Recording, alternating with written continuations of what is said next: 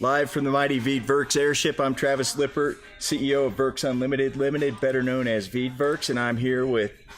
Why do I have Michael introduce himself, but you don't introduce yourself? I'm here with Put Down. Hi, everybody. I'm Julie Richardson.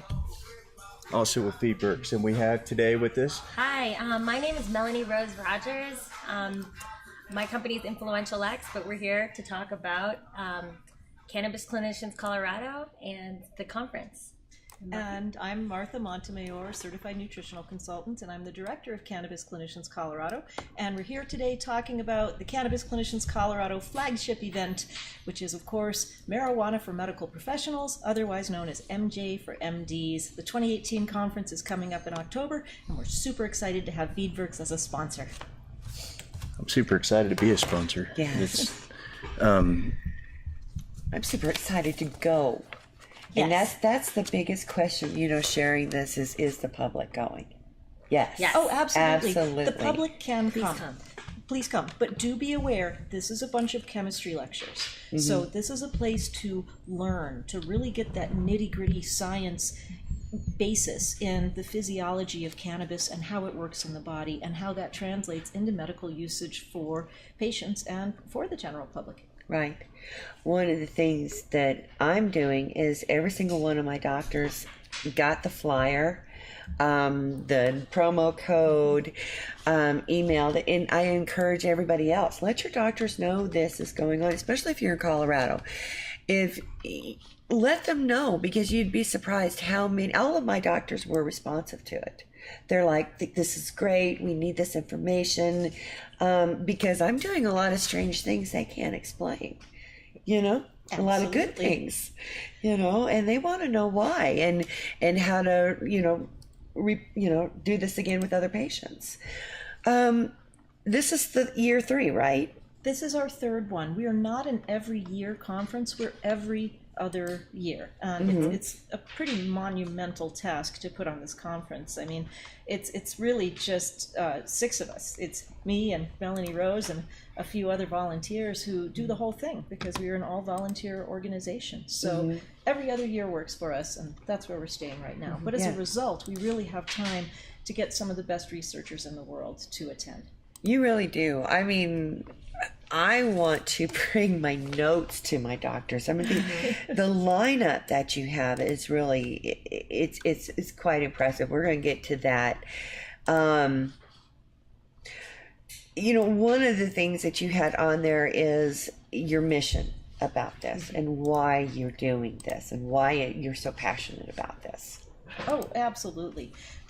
So Cannabis Clinicians Colorado is a nonprofit professional society that supports doctors, nurses, clinicians, but also bud tenders and people in the medical marijuana industry, really anyone who's working with cannabis patients, supporting them through education and research.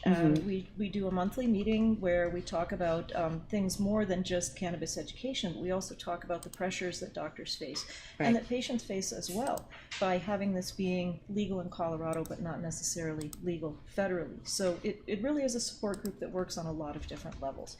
And then the conference every other year, we want to learn too, We want to know what's going on in Puerto Rico. We want to know what's going on in France. We want to know what's happening in Australia. So just bring them in. Definitely Israel too. Absolutely. And you bring that up. One of the ones that was really informative to me, because Veedverks is also very much involved in legislation, is when you brought in the speakers that was talking about sundowning, the different programs sundowning through the legislation. That's right. One of our big goals for this year, and it's always good to have a goal, is to actually change the Medical Practices Act so that it's in line with the Constitution of the state of Colorado. Right now, and many people don't know this, marijuana is legal for everyone over the age of 21 in Colorado for recreational use, unless they're a doctor or a nurse or a PA or have some other type of medical license. Because if you have a medical license in Colorado, you're restricted by the Medical Practices Act from using cannabis ever. And that includes cannabidiol. It's specifically mentioned in there. So the goal is to make the world safe for doctors and nurses to be able to smoke pot like everybody else. That's great.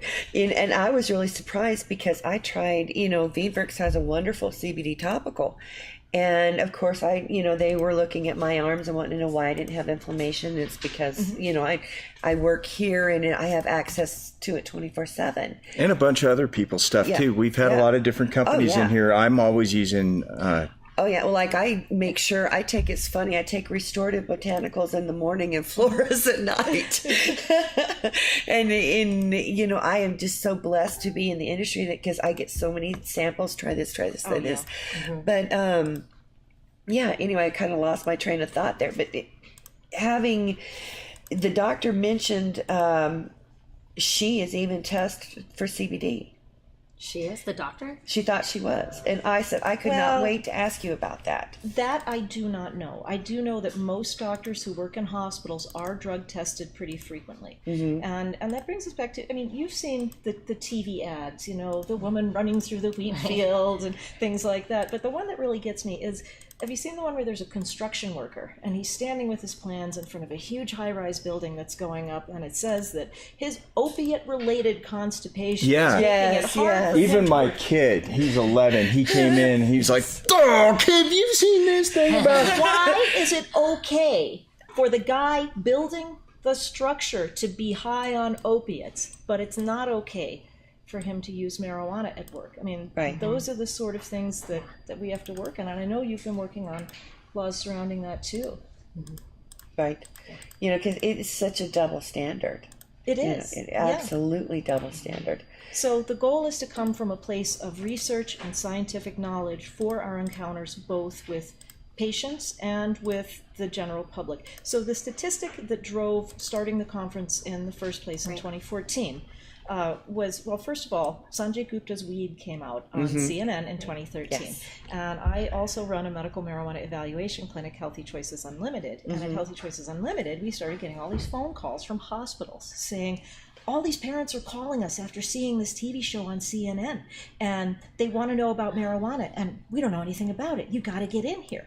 So I presented at a bunch of different hospitals, and one of them was Denver Health. And I remember speaking at Denver Health, and I had a bunch of white papers by Meshulam and people like that, and they're literally throwing them back at me. Right. And one of them finally stood up and said, well, I want to talk to this Raphael Meshulam guy. And I said, I think I can make that happen. And that was really how the conference started then.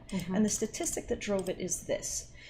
I found out when researching for the conference that only 5% of physicians in Colorado write medical marijuana recommendations. There are approximately 20,000 active physician licenses in Colorado, but only 700 or 800 write medical marijuana recommendations at any given point in time. That's like 5%.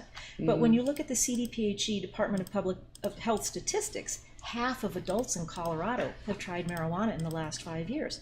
So literally 95% of doctors know nothing about a plant half their patients are already using. And that is the knowledge gap that we hope to bridge with MJ for MDs. Right. Well, I know, my doctor's excited, and she was excited to share it. And I gave her this flyer that you had given me, and she goes, can I keep this? And I'm like, yeah, I brought it for you.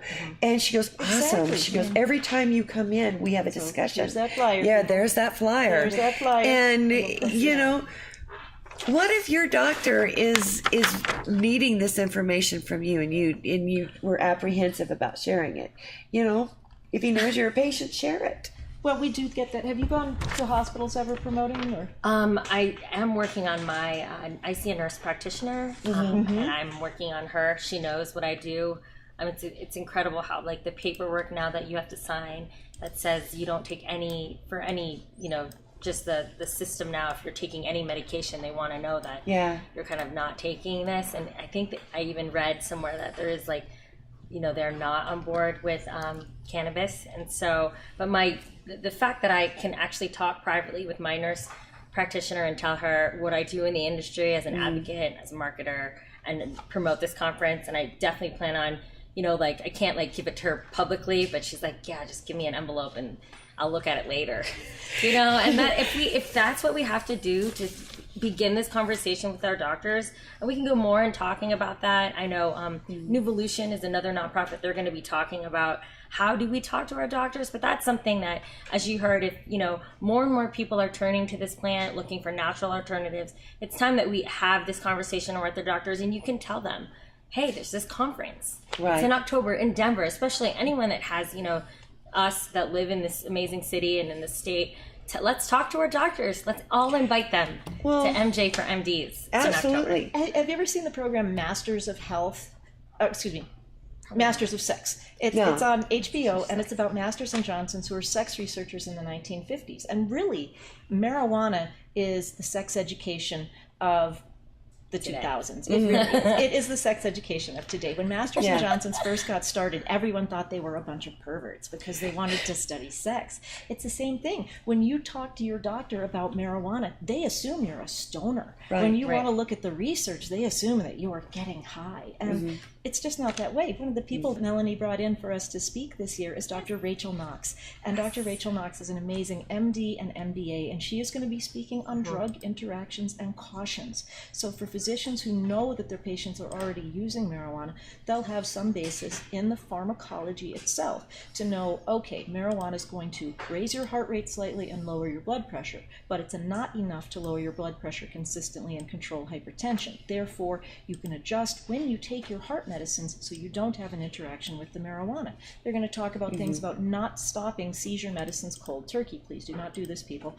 Don't stop. I did it. You did it. I did it on Christmas Day. Really? Yeah. Wow. They told me I had to titrate off of it for a year for every 2 years I'd been on it, and I've been on it for 20 years. But I said, screw that. I was breaking out in this rash that you started with. Yes. What was that called? Are you inebriated? Are you impaired day? Are you impaired day? Yes. So, sorry, my audio here is messed up. Well, you brought up something that, the reality, I'm a pain patient. I go see a pain doctor. Right. And it took me being kicked out of several, if you had marijuana if you tested hot, they would tell you that they couldn't take you because you had to, what they do test you for is they want to make sure you're taking your medicine. So they're testing you for that too. But I finally found one that would work with me because there was no denying, like last year when I wasn't able to walk, that the cannabis did help me, get back to where I needed to be. And I used it very responsibly. And we need protections in place, and it's important that we have these people coming and these doctors coming to talk about it so that there won't be, okay, you can use opiate only or you can use cannabis only. The discussion of what's safe and what can be used together. And he goes, we've decided to work with you, but we're going to have to test you. And my response was, cool, I want to know what I'm testing. So one of our segments this year on day 2 at Marijuana for Medical Professionals is the opiate crisis. Yeah. And Dr. Uma Dhanabalan is going to be talking about using cannabis as an exit drug to get off more dangerous And medicines. her beautiful picture is on our screen now. There we go. There. Dr. Uma, yes. It was a lot of clicking, but I finally got There it we all go. set. And So there. Thank you. Day she's 2. coming in from Massachusetts, and she's speaking on cannabis as an exit drug, and then she's doing something she calls Doc and Jocks.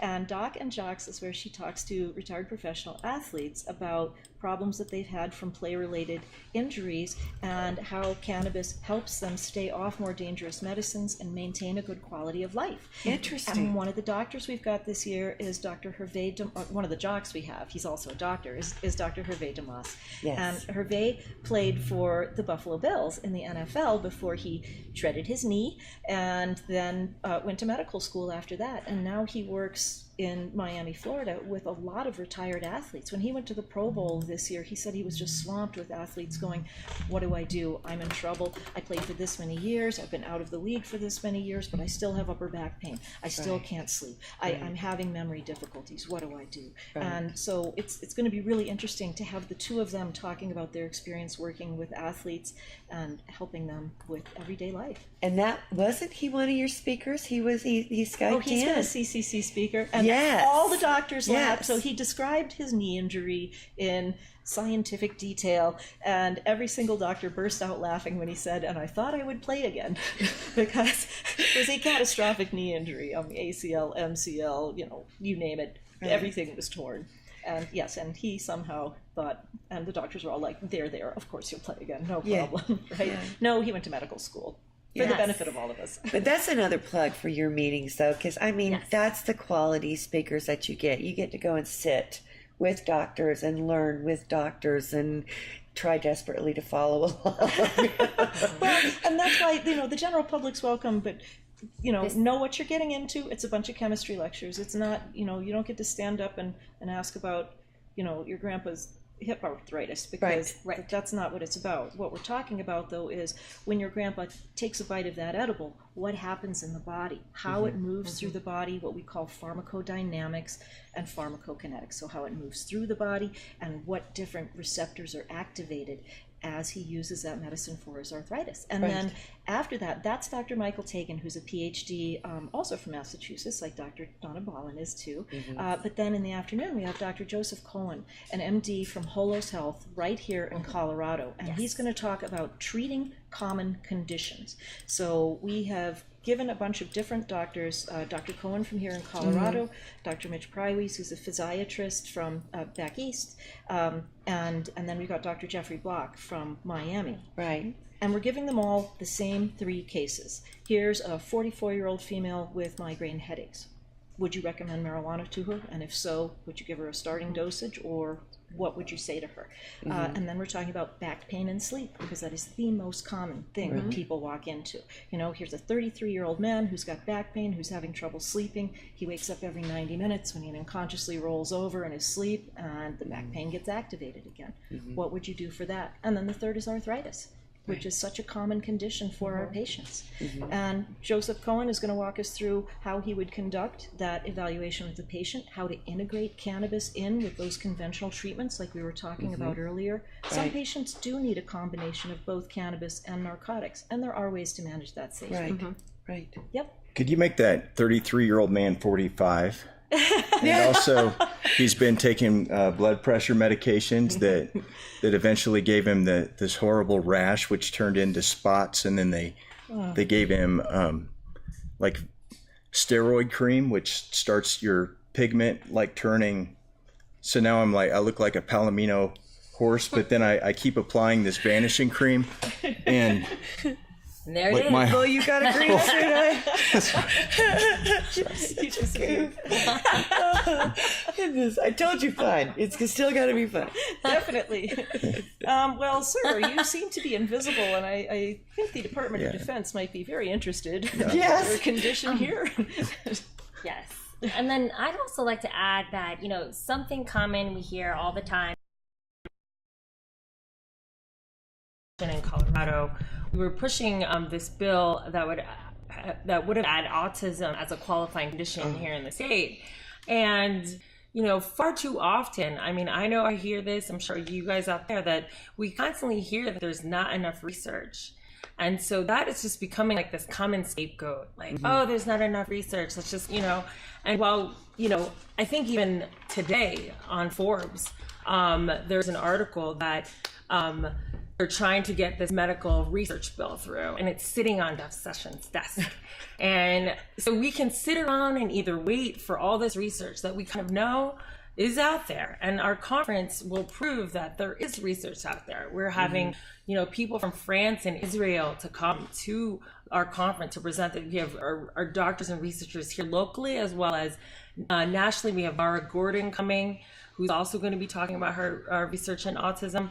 But there is research out there, folks, and I just want us to all kind of embrace what we have and really take that effort to inviting, our peers. If we know people that are in med school, if we know doctors and nurses in our family, there is research out there. So I'm kind of been hashtagging, there is cannabis research, come on out, come to this conference and you'll learn more. But even just recently, so with the autism bill, Hickenlooper had cited that there was enough research. I was at the Capitol that day on the last signing, and he wanted to hear much more from doctors. I was on the phone trying to get some of our doctors. Dr. Uma actually wrote a letter And, we got this last push, but, again, this is why our medical community, medical professionals really needs this information. And then I just read recently in Arizona, a judge had also, autism is up again as a qualifying condition. She threw it out. She said, no, there's not enough research. So you can see how this is like a common scapegoat. And then even in Delaware, I actually invited the Department of Health of Delaware to come, because right now autism is a very heavy topic for them. She has 108 days, maybe 2 weeks ago, to decide if, what is going to happen. So I invited her. I was like, hey, this conference is within 100 days. Come to our conference, make those informed decisions. It's time that we stop saying that there's not enough research. Yes, there's not the caliber of research because it is a Schedule 1, drug. And, if we have to wait for the FDA and the DEA and all this, or we can actually take what we're learning from other countries. We can get these doctors to come together and really learn from each other and share this information. So let's look really quickly at one of the handouts from the conference, or that everyone who attends the conference is going to get. This is the Cannabis Clinicians Colorado New Patient Success Guide, and I'll hold it closer in just a little minute. But if you look at page 3 here, you'll see that myths and facts, one of the myths is there isn't any research on marijuana. And as the booklet discusses, it talks about the fact that if you go to pubmed.gov, and it's on the screen behind us. or just great, if you go to pubmed.gov. pubmed.gov, okay, if you type in the word cannabis into PubMed, into search there, and see how many articles did it pull up for you. 18,563. Now type in the word, take off cannabis and type in cannabinoid. Cannabinoids are the active chemical compounds in cannabis. And 23,990. So we have over 40,000 legitimate medical studies on cannabis already on PubMed. Now here's the thing about cannabis. Marijuana is 28,000, by the way. It doesn't fit into the conventional medical model. The conventional medical model says that we have a single compound that can be synthesized in a lab that gives a repeatable result at a particular dose. There have been what's called a meta-analysis of those 40, 50, 60,000 studies on there, several of them, several really, recent and high quality ones done in Europe that show, even though we have all these studies, there is still no known correlation between any given dose of marijuana and any given effect in a person or blood level in a person.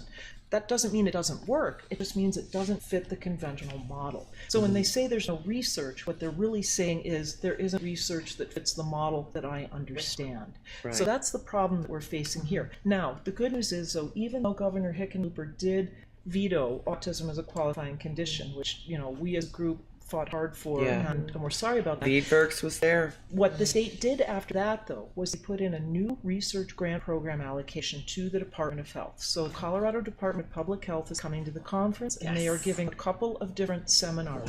They're giving a breakout session on how to join the medical marijuana registry for both physicians entering in the recommendations and patients who need to join themselves.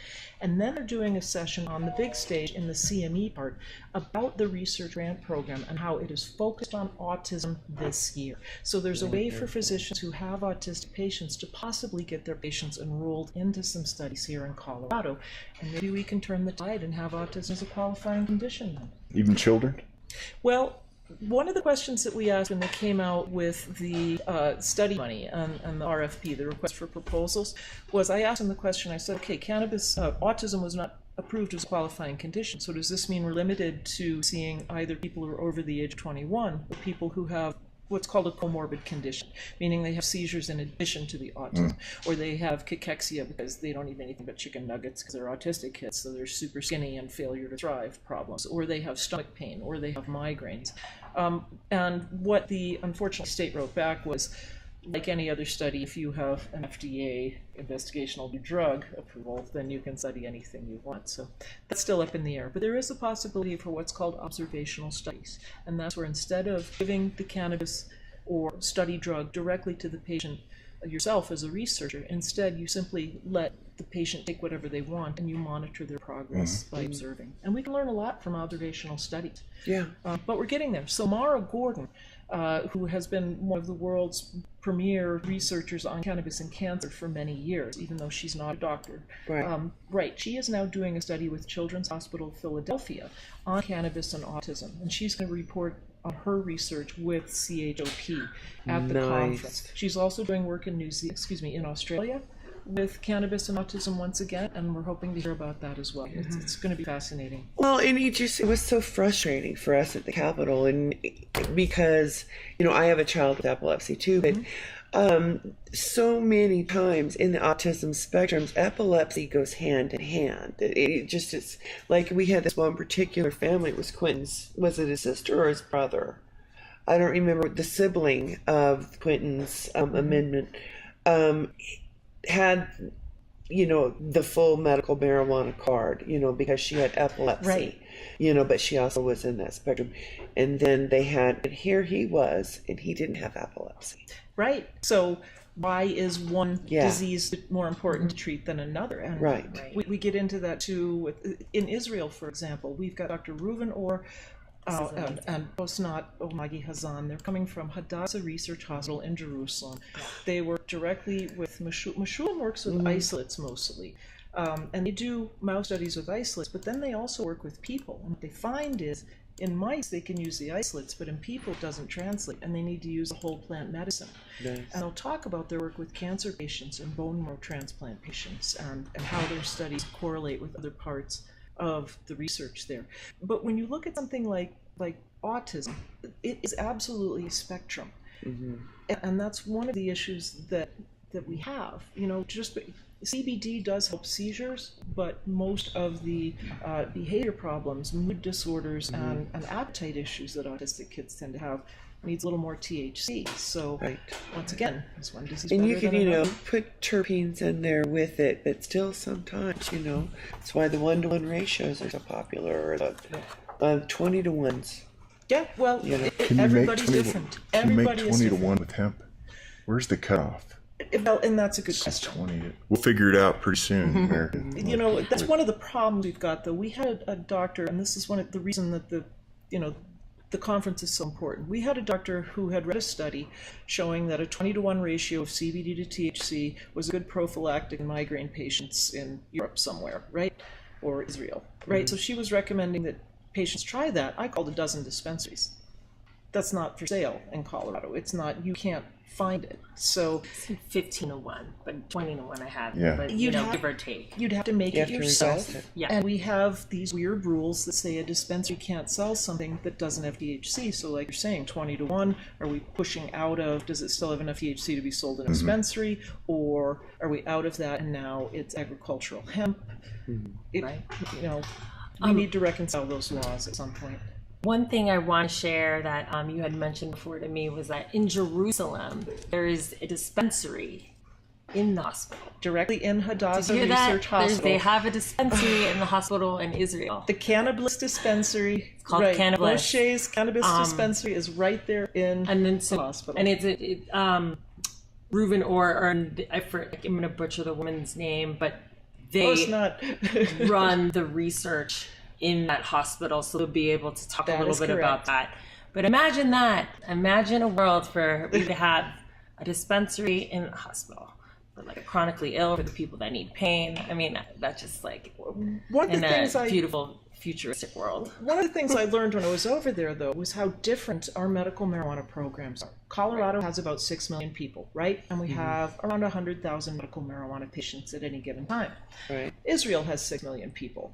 They have about 25,000 medical marijuana patients. About a quarter of the number we do because they have a much more restrictive, much stricter program.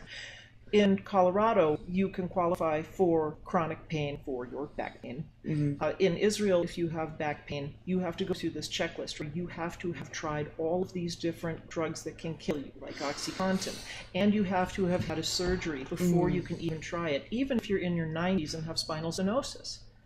Right. So it's a very restrictive system. They have more research, but less access for regular medical patients. We have more access for regular medical patients, but our research is lagging. Right. Yeah. So that just makes this conference more important. It And does.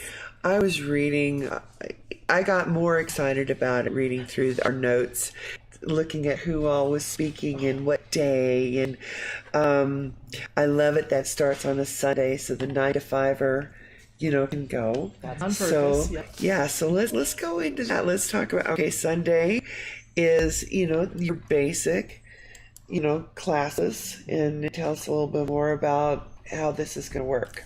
Sunday is Cannabis 101. So if you've never been to the conference before, if you're new to medical marijuana, if you just got a job bud tending, Sunday is the day that you want to start the conference. Right. Because it goes through history of cannabis medicine with Don Wirtschafter from the Cannabis Museum of Ohio. And then we have Dr. Jeffrey Block.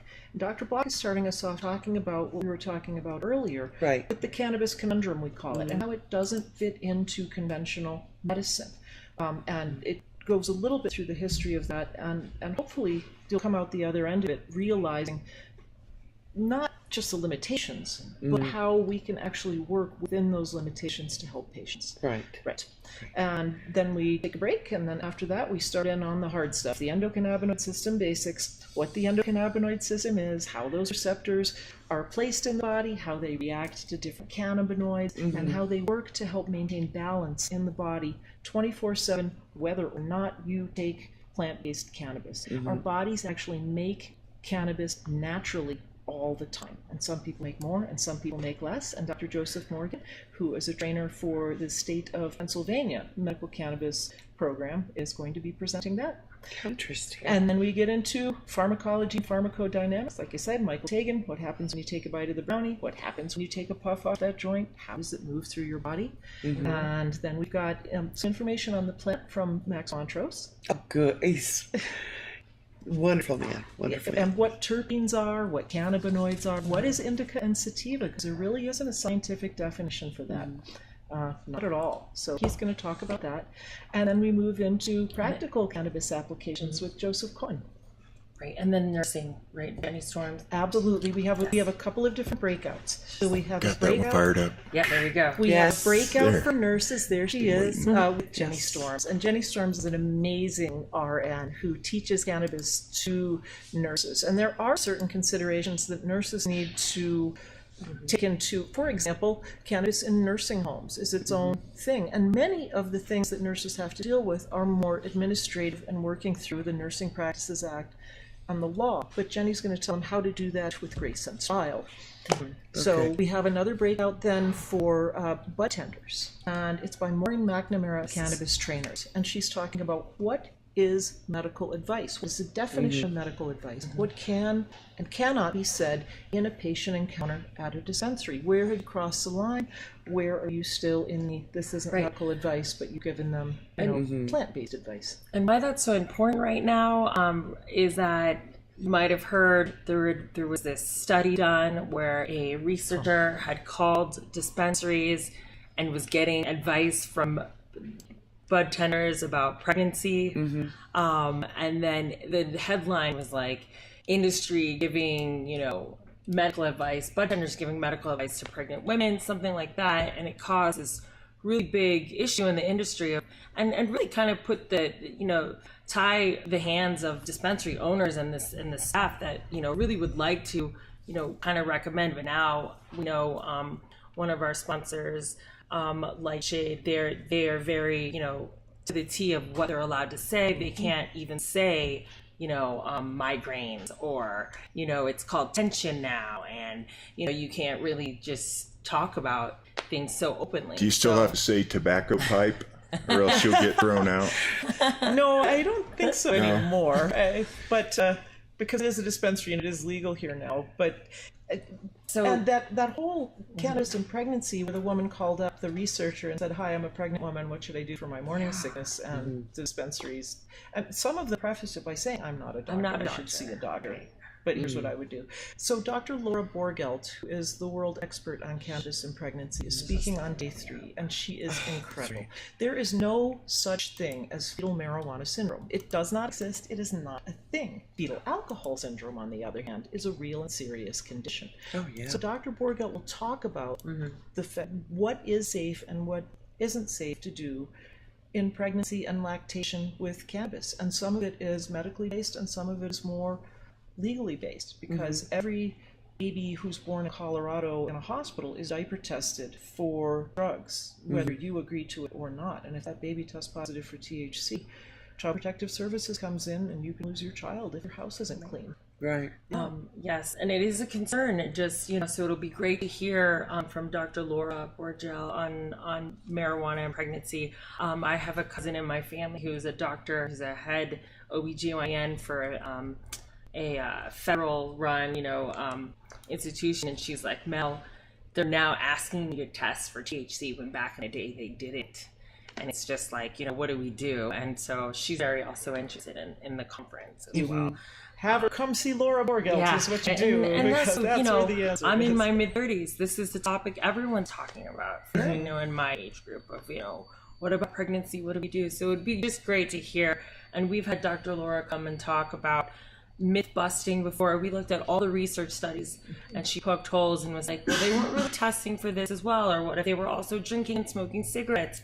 And so there is the need for more research, but definitely come soak it up and come learn. Definitely. October 14th through 16th, Yes. Sunday through Tuesday. Sunday through Tuesday. Or the Marriott Denver Tech Center. And so you can right. register online at mjformds.org. And you have some things. You definitely still need sponsors. If there's a company out there that's looking to get involved, I think and we've got 5 booths left at this point. Yes. So yes. really, Yes. well, Veedverks is going to be at the booth, but Julie might be missing. You'll be in the sessions. I might be missing from time to time. I'm super excited, and you have a 50% off right now. So it's a flash sale. That's right. We have a flash sale through September 23rd because September 23rd is the day that the hotel group rate expires and it becomes more expensive. So we want people to register now and book their hotel rooms now if they need them because it's going to get more expensive and we don't want that to happen to people. So the flash sale right now, the code is, why don't you tell them how to do it, Melanie? The code is BOGO, BOGO 25-2018. So again, that's so you go to the website mjformds.org.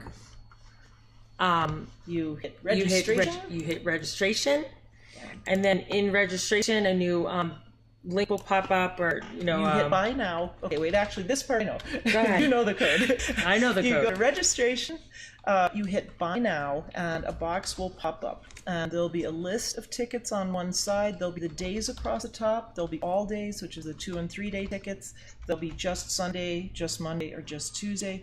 And you pick the quantity of tickets you want, and then in the lower left-hand corner, there's a box for discount codes, and that's where you enter the BOGO 25-2018. And then you hit continue, and it will pull up with 2 ticket entry forms where you put in the person's name and what they want on their badge and their email address for the ticket. 2 of those, but it'll only charge you for 1.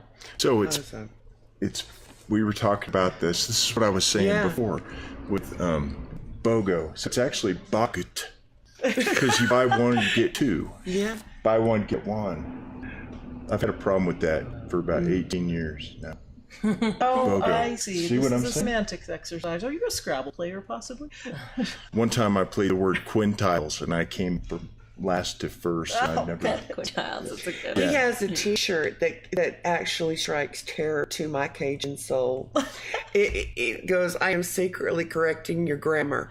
I don't talk to him when he wears it. I'm just but I do think about, before I go in there and just normally, I claim that I control it when I'm on the air, but yeah. One more important thing too I want to talk about, I don't know if we've mentioned it, is that this conference is offering 15 CME credits. What? Yeah. Yes. Yeah. Oh. So let's talk about that. So what is CME? Someone asked me that the other day. So CME is continuing medical education credits. So when you become a doctor, you have to, earn a certain number of credits. And then once you're done, and even my mom did this, you still seek out and you continue your medical education. And we have an amazing partner for our accreditation. These are accredited CME credits. And Muffy, will you talk about them? So We are accredited through Universidad del Centro Caribe Escuela de Medicine, or Central Caribbean Medical School out of Puerto Rico, and they are absolutely wonderful. They're a great medical school on U.S. soil, and we offer AMA, PRA, Category 1 continuing medical education credits to any physician who comes to the conference with a CME ticket. Now we'll get the final, because they're still approving the booklet for an enduring materials credit. We normally have close to 20, and I think we're at 17 right now. So now the nursing credits have already been approved, and we have 20.5 hours of continuing nursing education credits called CEUs for continuing education units, and those are through the Nurses Association of Ohio. And so any nurse who comes will also get credits that apply towards renewing her license, and for doctors you get credits that apply towards renewing your board certification or your license in other states. For the general public, if you come on, or for bud tenders or industry professionals, if you come on day 1, you get a Cannabis Clinicians Colorado, a Cannabis Specialist Basic Certification. So it shows that you have 8 hours of education in cannabis issued by CCC. And even though we're not an official accrediting body, it shows that you've done something. It does, and it shows it's the same information that these doctors are also getting as well. So again, just having kind of a, for any industry professional out there that wants to really know, and I believe that's like the backbone of kind of our passion for being in this industry is that, it started with medical. So the fact that you would have a certificate that says that you got your 8 hours of education, I think is huge for anyone that's looking to get in or to come find out what it's all about. Day 1 will be extra special. That's right. Now, one of the things that is on this is about being able to be in studies. That's correct. And so let's make sure, because automatically you put my name on anything you think I apply for. I'm willing to do it. If it's about cannabis studying, I will be a guinea pig. So let's touch base on that a little bit before we No wrap this problem. up. So at our 2016 conference, we had all 9 of the Colorado Department of Public Health Medical Marijuana Research Grant recipients give a little 7-minute overview of their study so that people could help doctors figure out what patients they might refer to any particular study. Well, it's 2 years on now, and a lot of those people have results. So we have Dr. Edward Huffenberg from Children's Hospital talking about his study on cannabis and bowel disease. And we've got Dr. Doris, what's her first name? Kathleen Doris, talking about her brain cancer research. So we've got some great research that's come around. This year, because we have a new medical marijuana research grant, CDPHE will be talking about their grant that is giving more weight to autism studies and what they're looking for in those types of studies for if people want to do it. Now we also have, with Dr. Uma and Dr. Damas, we have a study that CCC is doing on athletes and CBD. It's does CBD help improve quality of life in retired professional athletes? And this is a pilot study, meaning we're taking a whole bunch of products and we're just throwing spaghetti at the wall to see what sticks. And if we do get some positive results, we'll go to the NFL and NHL Players Association, because we have hockey players involved in this too, and see if we can get a long-term study in it as well. So we're still actively seeking participants for that study. You have to have played a sport at a pretty elite level, like college or Olympic or national team. Right. That. And then the autism studies will be coming up. You'll hear about Mara Gordon's autism studies, like I said, and there's other ones going on too. CSU Pueblo has a study coming up on epilepsy that they're going to just give a little blurb about and ask for patients. There's a lot going on right now in the world of research. Right. And then too, just adding on, we are now also have patient stories, because this is also very important for doctors to also learn, from patients and hear their stories. So we do have definitely some highlights coming, and we're working on another one just to come and give and share their story. And it's incredible. And I think doctors too need to hear that as well. An example is Enadina Stanger from Fruita, Colorado. 3 years ago, her husband was a walk-on on American Ninja Warrior and just slayed the course, ran up and hit the buzzer. She was watching from a wheelchair at that point in time. Oh, I saw that. Yes. The cowboy ninja? No, he's, I don't remember what Mike's name is, but But Unbreakable Ninja is what they call an Adina. 3 years later, she's out of that wheelchair, and she actually ran the course herself in July. And she is speaking at the conference of her experience. All they said on American Ninja Warrior was she used alternative medicine. The alternative medicine she used was cannabis, was medical marijuana. So Enadine is going to be telling her story about going from wheelchair to Ninja Warrior and how cannabis was part of that journey. Wow. Yeah. Did you see, I had posted a couple of days ago, Good Morning America had a thing with Olivia Newton-John. And the doctor on there, it's on my Facebook page, talked about, after the segment was over, cannabis and all the exciting new things that are coming aboard. And I was like, look at Good Morning America being so open. Wow. You know, and it was so flippin' positive. So it's on my personal, and I posted on our Veedverks page to listen to that, because that just makes me want to jump up and down. It's like, that is so progressive, and it's no longer, it's little steps like that that's going to make it no longer where we're out on a limb and the whispering and getting the private message. Julie, could you give me information? You know, let's not talk about it. Right. You know? Now, if you want to get involved with this, but maybe can't make it, let's remind everybody to go to your wonderful your meetings, your monthly meetings, and I'm not going to say it's over my head, you know, because a lot of the times you have to pay attention. Yes. You know, it's not that far out of the realm, you know, but it's just, I'm excited every month when you announce who's speaking. Oh, that's great. Well, I'm hoping to announce it in the next couple of days what our September meeting is going to be. But I mean, about 2/3 of our audience are practicing medical professionals. We typically have between 400 and 500 people at MJ for MDs, and 2/3 practicing physicians, nurses, clinicians, and the rest are either researchers or industry professionals. But it's important that they work together. I mean, we've got some weird laws in Colorado and nationwide. This is a recommendation and not a prescription. And that's so that the doctor doesn't get in trouble with the DEA for having prescribed an illegal substance. Right. So because it's a recommendation, though, in order to not write a prescription, the doctors just give you sort of some suggestions for starting doses, and you're kind of on your own. And it's trial and error method from there, which is okay, because no one has ever died of an overdose of marijuana, as we all know. Right. So it's a very safe medicine, so that's not a big deal. But we're always playing a game with those laws. Because doctors write a recommendation and not a prescription, when you get to the dispensary, that tends to be where you figure out what you're taking. Because doctors, since they're not allowed to use cannabis themselves, like we talked about earlier, are generally afraid to go in dispensaries. And a good reason, with that Medical Practices Act looming over their head. Right. So they don't even know what the dispensary has, like the 20-to-1 ratio thing. So these are the sort of things we have to reconcile. And that's why it's important to have industry people there as well as the doctors, so that we can network and really learn from one another. Right. And then some other ways to get involved, for sure, just to tie that on. So if you go to our website, there's volunteers. We have a call for volunteers as well. If you want to come and volunteer for the conference, please reach out. It's on the information's on our website.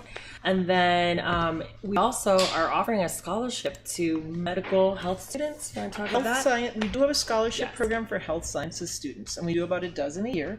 And all you have to do is go to the website and go to registration. If you scroll down, there's scholarships for health sciences students. And all you have to do is email me, and I send you back the application.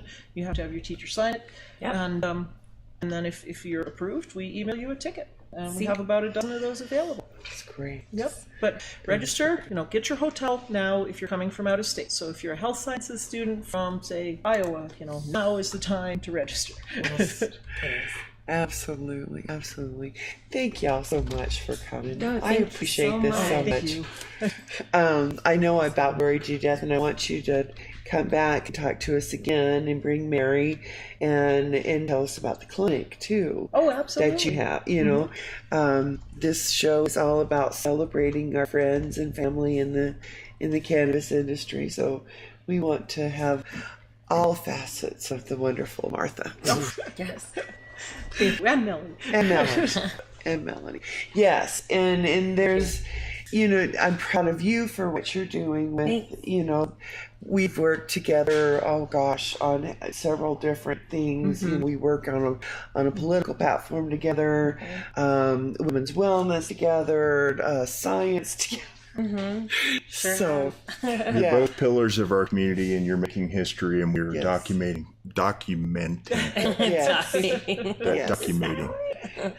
Thank that you. history. We are documenting. This is yes, this conference is going to be incredible, and I encourage everyone to tell a doctor, tell a friend, and come on out for this knowledge.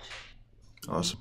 Cool. Great. Thanks for joining us. Thank you. Tuesday morning at 11 o'clock Mountain Time. I believe we're going to have Dr. Uma on through Michael Miller. I believe Oh, that I nice. saw that email. So Good.